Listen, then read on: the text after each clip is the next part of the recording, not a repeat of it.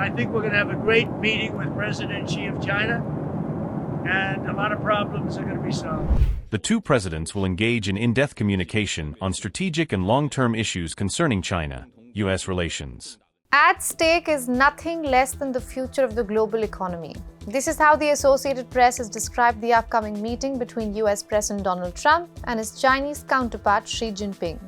The two leaders have not met in person since the year 2019, and this meeting is a chance to reset ties. There is so much on the table: a trade deal, tariffs, rare earths, TikTok, the Russia-Ukraine war, Taiwan, and of course, male egos. But why are experts saying, whatever the outcome, the Xi-Trump meeting is already a win for China? China has tabled an ace and Donald Trump has a kangaroo straight. I'm Ananya Datta. Let's get started.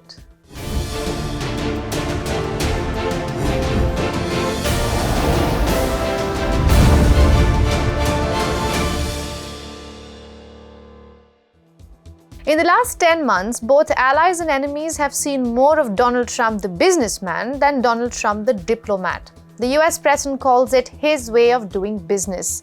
But at times, that business has come with an ugly side.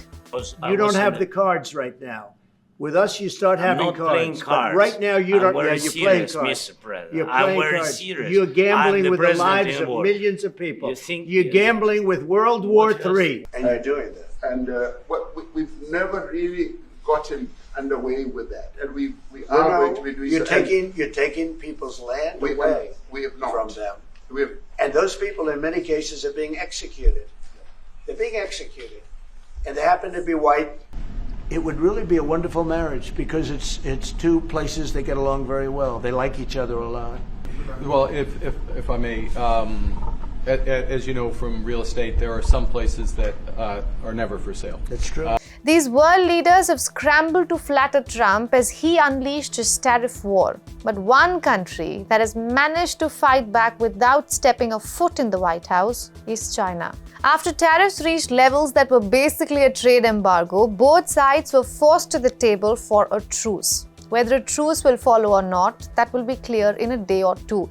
But experts think that China is not playing the same game as the US. The reason Trump has not been able to walk the talk on his tariffs is because he realizes Beijing has leverage over DC. Xi will be entering the room after cementing a new kind of reality in US-China relations. Beijing will negotiate, but it will not be intimidated. To discuss this, I spoke to Aina Tangen, an expert on US-China ties, and he says China's first card will be rare earth minerals. Rare earth elements, absolutely critical to almost everything that involves technology, especially the auto industry and the military industry, but a host of uses in between, anything in essence that uses a chip. This is a very, very strong card for Beijing. They have not been using it. They've been, in essence, using this as a means of slow playing Donald Trump because it's very difficult to trust him. You see, China has more rare earth minerals than the next 7 countries combined, making for nearly half of the total. It also has near complete control of the refining processes, and these minerals are crucial in literally making everything, from the phones you're watching this on to the fighter jets that your military uses. If you're in fact interested in rare earth minerals, and the most important weapon of the 21st century, by the way, I did a deep dive on it. You can check it out by clicking on the box. Alright, coming back to this story, as Trump upped his ante against Beijing, the country leveraged its rare earths chokehold by restricting its exports. Xi has argued that the exports of these minerals are causing a national security risk. This is China saying, look, this is a real security interest. You cannot make missiles and bombs and tanks without these rare earths, and we are not interested in arming you so you can hurt our people. The second card in Xi's hand is time. Trump's days in the White House are numbered, at least according to the US Constitution. He has 3 more years in office, whereas Xi is president for life. So now, Beijing is playing the slow game. It'll be item by item.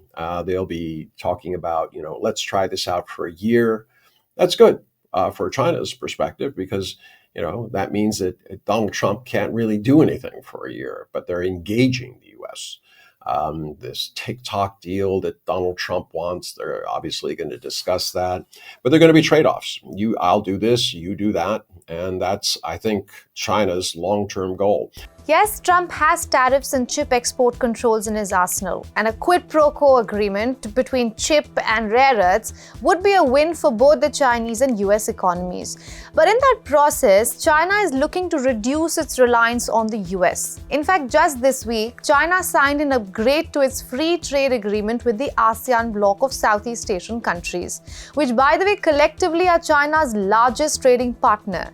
Bilateral trade between China and ASEAN totaled $771 billion, much more than the US. Washington, on the other hand, seems to be in a pickle. It is holding on to its optimism for now. I'm very optimistic, I am. And I know a little bit about what's going on because, we have been talking to them. We're not just walking into a meeting cold. But the relationship with China is very good. So I think we're going to have a very good outcome for our country and for the world, actually. I think it's important for the world. It seems like the biggest takeaway from this meeting would be the fact that the two leaders are sitting down face to face. And both sides seem to be interested in cooling down the trade war. But when have intentions made you a winner?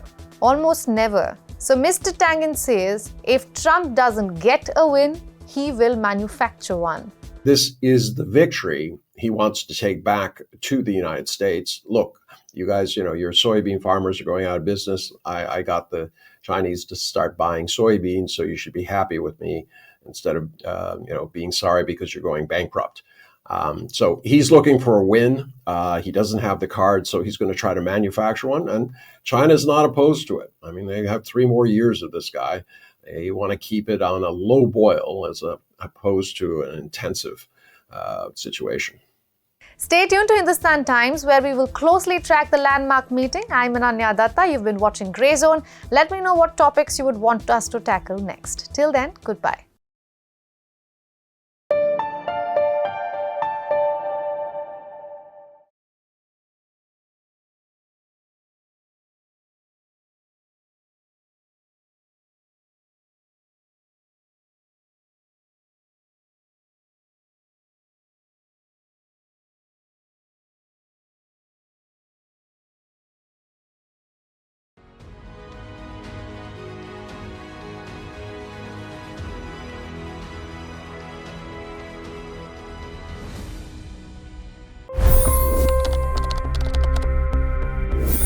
$25 crore गरीब गरीबी को परास्त करके बाहर निकले।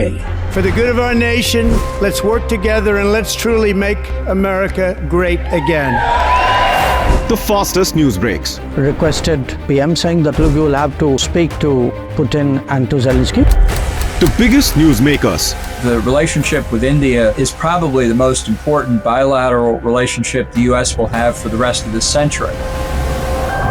The capital delivered quite an election result today. Expert analysis. The million-dollar question today is how to stop this dance of death. Ground reports. I'm standing at the crossroad of the Kumbh Mela. Behind me are more than 100 entry ghats. Long-form interviews. Exclusionary politics is reflected in Manipur case as well. You don't bother because this is a small state. Deep dive into burning issues. It's often said DRC could be the richest country in the whole world. It's because of what sits underneath. Why exactly did the US topple the Sheikh Hasina government? HD videos. We don't just break news, we break it down.